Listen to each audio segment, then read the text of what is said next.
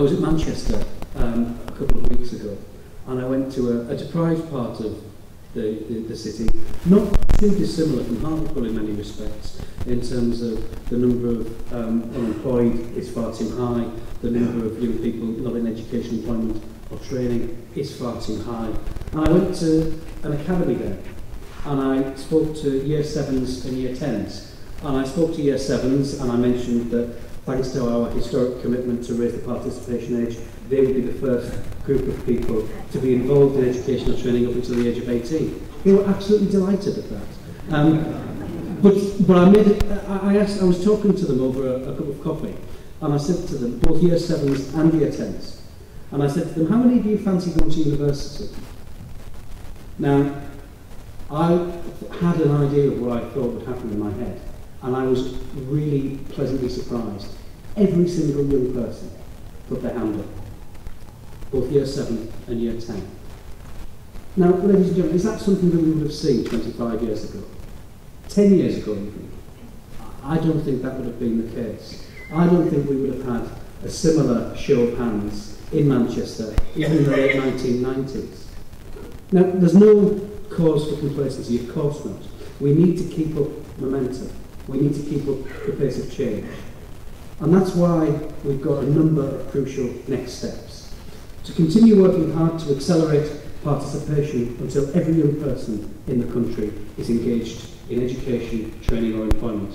We need to do everything we can to empower young people, including the most disadvantaged, to believe that education and training is a passport to a successful future. And we need to maintain, develop and progress a continual dialogue with employers and the higher education sector to ensure that they understand and embrace and value these new qualifications. So, ladies and gentlemen, where do you lot fit in? I think awarding bodies have a crucial role to play in helping to tackle the challenges that I've identified and ensuring that this country has a qualification system which both challenges and recognises young people's achievements. You have a unique position at the heart of qualification development and delivery. We've set out the framework for qualification groups, and I think it's important that we continue to work together to build and maintain and develop qualifications that meet the needs of young people and adults and the country too. So with this in mind, I'd like to talk a little about Ofqual and the Qualification and Curriculum Development Agency. I know the new Qualifications Manifesto, which has been launched today at this conference, voices some hesitation about the impact of the proposals put forward in the new Apprenticeship Skills, Children and Learning Bill that currently is working its way through Parliament. Let me give you a quick progress report on the bill. It's being debated again today in the House of Lords. It comes back to the Commons for consideration of Lords amendments at around about the 11th or 12th, and I think Her Majesty is waiting with bated breath and pen in hand to give royal assent by the end of next week.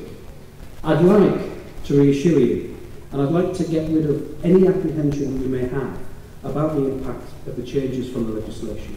And I also want to thank very sincerely the Federation of Awarding Bodies for their work in supporting the development of the bill. Amendments coming forward has really been shaped by some of the high quality work that's gone on by FAB, and I thank you for that. My predecessors had useful discussions with Paul and Isabel about our plans. So I think in that context it's important to explain that there were a number of drivers behind our decision to set up Ofqual. The biggest driver was to tackle the issue of public confidence in standards. Dumbing down. We've all seen the press coverage and heard the accusations. I hope you agree with me, ladies and gentlemen, that it's vital that we work together to turn this negativity around, both by redressing the bad information out there and by sharing our collective vision for the future. By fighting that battle on standards, I think it's absolutely essential that Ofqual is independent and is seen to be independent. When Ofqual rules on the suitability and standards of qualifications, we can't afford to have that ruling undermined by accusations of political interference. That's why the plan is for Ofqual's reporting line to be through Parliament, not through ministers. That's a very important change. It's also vital that Ofqual has a distinct public identity. Now, I accept that Ofqual can and will say things that ministers will find uncomfortable. Indeed, I look forward to being able to have that sort of debate. At least that's what it says here. I've been talking to Alan Johnson. But there were other reasons for establishing Ofqual. An independent regulator with a clear remit and accountability to Parliament will be able to develop a transparent framework for your investment in the development and delivery of qualifications. Now, I know that Isabel's here today, and I know that she'll be addressing you shortly, but a founding principle of Ofqual is the need for transparency. If everyone knows the rules of the game, I think we'll be able to play it much more effectively and to deliver the high quality qualifications that our learners need. And the rules of the game, I think, need to be pitched at a strategic level. Ofqual will regulate organisations.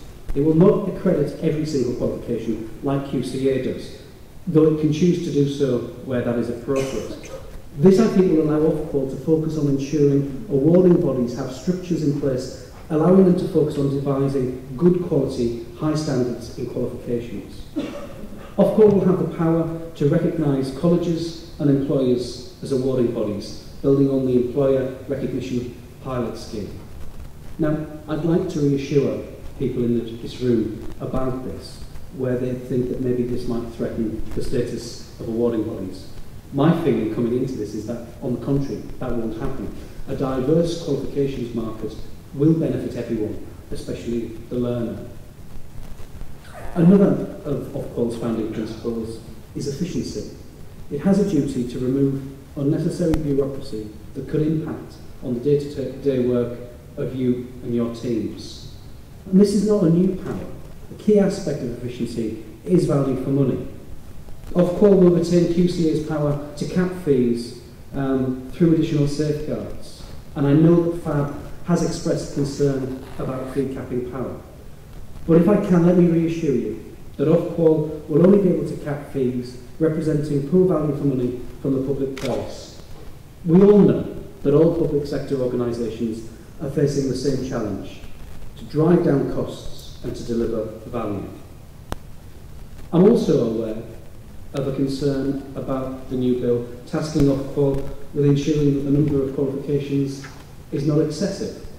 And again, let me try to reassure you on this point. By qualifications, the bill means, in effect, qualification titles.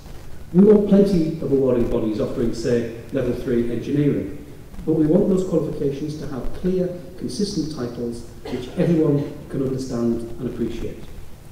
Now, I know that Chris will shortly be outlining QCDA's mission in more detail, but I want to note here that QCDA is our new partner in generating the high-quality curriculum and qualification system that we need.